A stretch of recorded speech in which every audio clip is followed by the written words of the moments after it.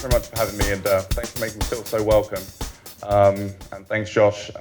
When he talks about the history of hemp, he only reminds me a few times that our countries actually have a lot in common, because the Declaration of Independence was actually written on hemp paper.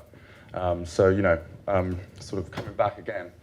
Yeah, so I just wanted to talk a little bit today about Seed, myself, and a little bit about the economics of hemp. Essentially, what Seed CX is an alternative commodities exchange, which is regulated by the Commodities Futures Trading Commission.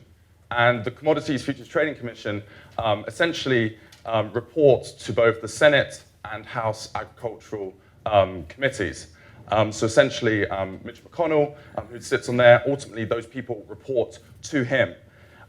What's important about the CFTC is that what they do is they ensure the legitimacy and efficiency of markets. So we've spoken a lot about this being a new market. And when there's a new market, there's some big dominant players. A lot of those guys in Canada, they have the ability to change things. And what this does by bringing it under the CFTC's jurisdiction is that it basically ensures that there's no manipulation of the market. So just to give you a little bit of background about us. Basically, some people ask us, look, there's the Chicago Merc, the CBOE. Why not just list on there? And we tried, but those guys aren't interested in new emerging commodities. And secondly, they said to us, look, we don't want the front page of the Wall Street Journal to be the CME and a picture of a cannabis plant. And that's something that's come up time and time again. And so what we're really trying to do is fill that gap, which exists because sometimes people are closed-minded, or people just aren't interested in the economics of hemp as it stands today. But what we're really interested in is the economics of hemp as it progresses over the next few years. So in terms of where we are, the technology's built, it's deployed. Essentially now we're waiting on the CFTC's approval to essentially allow us to go live. And they will essentially ensure that what we're doing is correct and making sure that everybody who's trading on the platform is safe. So sometimes I'm told, look, I don't want to hear about this finance voodoo. I don't want to hear about this because look what happened in 2008. But this is something which is very, very different. This is something that is relatively well understood, and it's not necessarily a relatively new concept. So how does it really work, and why is this important? Why should we even be thinking about this? And what we've heard about from the speakers before is essentially how they have MOUs with people, or with farmers, essentially. And they will guarantee a price.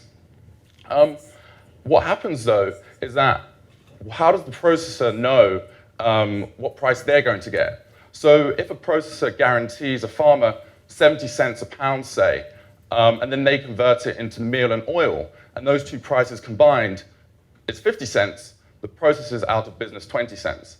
So he may be able to do that 1 year, but he can't do it every year. So essentially, if the processors leave the business because of the volatility or for whatever reason, the farmers no longer have security. So really what we're doing is we're working at the latter stage of the supply chain, but it sort of feeds all the way back to the farmers themselves. And this is not uncommon. If you look at grain, the grain elevators may give the farmer a forward price, and then the grain elevator will hedge their own price risk so that they can stay in business and continue giving the farmers the forward prices. So there's two ways this can potentially work as well.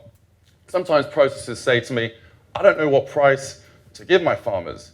This is a new emerging market, especially with CBD. The price of CBD has gone up and down, and people really don't know what's going on there. So they say, look, I don't want to tell my farmer I'm going to guarantee that price to them, and then they think I'm getting rich off their backs. So what potentially could also happen is essentially that the MOU, or the price that is later agreed, could settle to the price on the exchange. So essentially you're pushing down the pricing to a little bit down the road so that everyone feels like they're getting a fair deal. So talking about the economics of this, why is this market in particular, why does it have the potential to be volatile? And a lot of it actually comes from sort of my cousins up in Canada, which is, there's the big seed producers. And if you read some of the stuff coming out of Canada, they've got a lot of spare sort of capacity to some extent, but they've also got a lot in storage. And obviously the seed has a decay structure, which means that essentially the seed is no longer good for human consumption after a while. But they can hold it for 12, 18, 24 months, and they can put this on the market at any point. So they can change the price to some degree, and so that is where the volatility may come in. We've also heard a little bit about CBD and about the big profit margins that exist on CBD. And essentially, CBD in Canada is a Schedule II type drug. It's seen very differently down here and in Europe. But what that means is Canada has 100,000 acres of seed plants, and those plants are very, very low in CBD. But that's a waste product. And it's much the same way I've sort of learned it. We talked a little bit about bourbon. Before, the mash from the bourbon barrels was a waste product and thrown away. But then people realized that it could be used for cattle. And this is what's probably going to happen as Canada changes its legislation. Taking it off the Schedule II type drug list is there'll be 100,000 acres of this very low CBD product, but it's this waste product which could really flood the market. So these are things that we've really got to be thinking about and aware of. And then like all agricultural commodities or like any ag, weather also has an effect here. And what's pretty unique about hemp is obviously the 0.3% THC ratio. And what was great about Kentucky was that not one farm failed the tests last year, but in Colorado, 1 or 2 did. And really what's happening is you have this binary distinction of it's legal and you can then sell it, or it's illegal. So it's this sort of binary distinction which can really shock the market. So that can be the price goes up or the price goes down. So really what I'm trying to say here is that there is some risks in the market which give volatility. And if you're trying to give farmer security, the processor needs some degree of security to then bring that back down to the farmer. So aside from the legitimacy, aside from the sort of price protection that we're trying to offer, there's other reasons why I think what we're trying to do has some place in this industry. Part of it is the legitimacy of it. We are going to get a federal body to essentially endorse hemp. And that's a really big step because the USDA still does not really endorse hemp. If you go and meet the USDA and you ask for a grant, or you ask for some help, or you ask for pricing data, they won't give it to you. And the reason why that is because their general counsel has yet to make a decision on the Farm Bill Act. So we're essentially 2 years later, and the USDA still has not made a decision on it. And essentially what we're trying to do is essentially force other federal bodies to make decisions, and then I believe that this will have some sort of domino effect. On the issue of the USDA, I think we're actually very, very close to get to the general counsel to essentially say, look, the Farm Bill Act 2014, what they're doing down in Kentucky and what they're doing in other states is legal, and we should actually support these people. But I think this is an important step which could maybe sort of catalyze that. We've spoken a little about the importance of security and income protection. And then lastly, I think it's information. Exchanges are really, really good for giving information. What's happening in the future? What's implied from the price? And really, we try to sit in the middle and be a resource for people. If you want to look up the price of corn or anything really, even apple juice concentrate in the United States, you can get the price on that right now. But you can't get the price of hemp right now. So it's very, very difficult for crop insurers to look at this. It's very difficult if you're trying to raise money because nobody is going to really take a risk as a crop insurer or as an investor if there is no sort of understanding of this industry. So we're trying to aggregate a lot of that through what we do. So sort of some of what I've said can be seen as sort of doom and gloom, but I'm really, really excited about this market. And the reason why is this sort of explosion of uses. And I'm not a specialist in the different uses, and you'll hear many and many of those people today. But what's great is sort of the diversity of uses. So in terms of the products and sort of, I like to break down hemp into sort of 3 main verticals. There's the seed, there's the fiber, and there's this CBD form. And this is sort of the supply chain as we see it today. But this is changing. I think the most likely to change is this sort of high CBD hemp. And some of that is probably because of driven by sort of legal factors.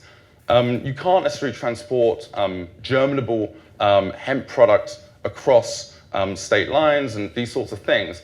So what is a germinable product? Well, with seed, it's pretty easy to understand. With hemp, it's a little bit harder, or hemp clones, it's a little bit harder. So if you cut down hemp, you, in some sense, have processed the hemp, but if I put it in water a few hours later, I'm going to have a clone. So there's these sort of complications. So I think this supply chain will change as we sort of progress. In terms of a very, very brief overview, why I think this is such an exciting crop for Kentucky in particular, you sort of look at the replacements. So I think CBD is replacing many of sort of what was previously seen as the tobacco patches. You sort of just need to see the number of small farmers who are no longer able to compete in tobacco. And this is the first year that there's no federal subsidies for tobacco. So it's sort of a big year for Kentucky. And then I think hemp seed is really a replacement, or will fit in to some degree into sort of the typical rotation crops. I like to think of hemp as sort of a big pyramid in terms of when, or sort of in terms of the value that it generates. So at each stage of processing, you add a lot of value.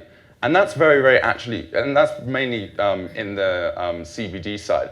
And you'll hear all sorts of numbers bounded around about how much money you can make in CBD. And most people will say, that sounds absolutely crazy. But when you actually look at tobacco and the economics of tobacco, when you look at the finished product, people are charging around 2 cents a milligram for nicotine. And when you back that back down to tobacco plants that farmers are processing, the numbers are actually very, very similar to the current CBD market, the CBD prices that people are talking about. So next time somebody says you're a little bit crazy to talk about these really high numbers, tell them to look at tobacco. Tell them to say, well, look how much people pay for a cigarette, and look how much they're paying per a cigarette, and look how much they're paying per a milligram of nicotine in that cigarette. And I think people will start to see that this is actually a very viable, real value and wealth creation part of the industry. And I think one of the most exciting things is the new demand sources. And I was talking to Annie yesterday, and sort of, I just learn every single day a new way that hemp could be used in another industry. So in terms of